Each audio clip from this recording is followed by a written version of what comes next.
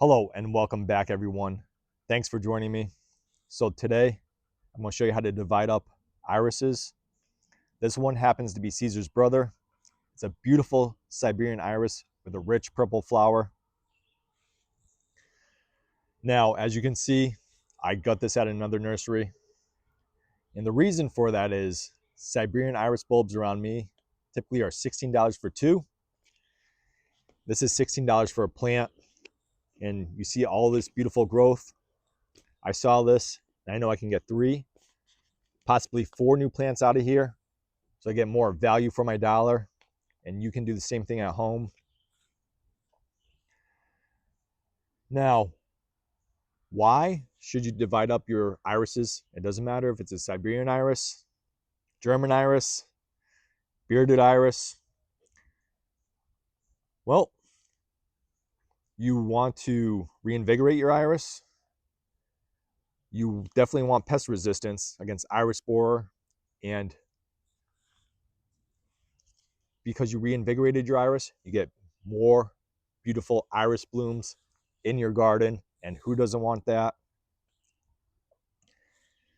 Now, you should do it every 3 to 5 years, and that depends on your microclimate, your soil, the amount of sunlight it gets.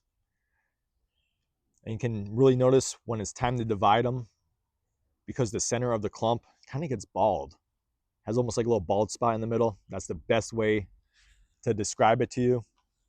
And that means it's time to lift the clump and divide it so you can get the more beautiful blooms, the pest resistance, and the reinvigoration on your irises. Now, dividing your iris, this particular one, I can break apart the crown with my hand. If your hands don't work that well, or you just don't want to do that, go ahead and grab a pair of snips. They work great. You can cut right through them and maybe save yourself a little bit of time. But again, especially on these young plants, you can really break apart the crown fairly easily. Now let's see how many plants we get out of this.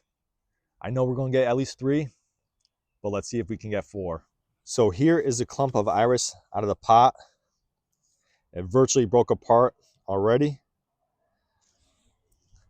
But what we're going to do, we want a little bit more.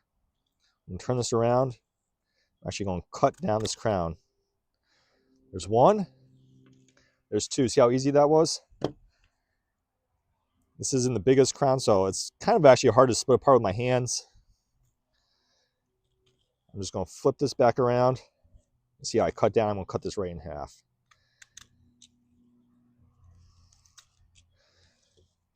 You don't have to worry about the crown drying off. This is the crown right here.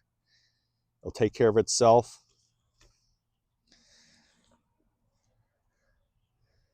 And you notice, because these plants are so young, just like this little part has an okay root system, but they all have root systems on them. We'll go ahead and water these in. It rained last night, so I shouldn't have to water too much, but that's how you get more irises. Well, that couldn't get much simpler, could it?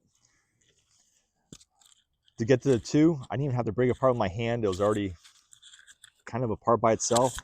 And then we got our snips.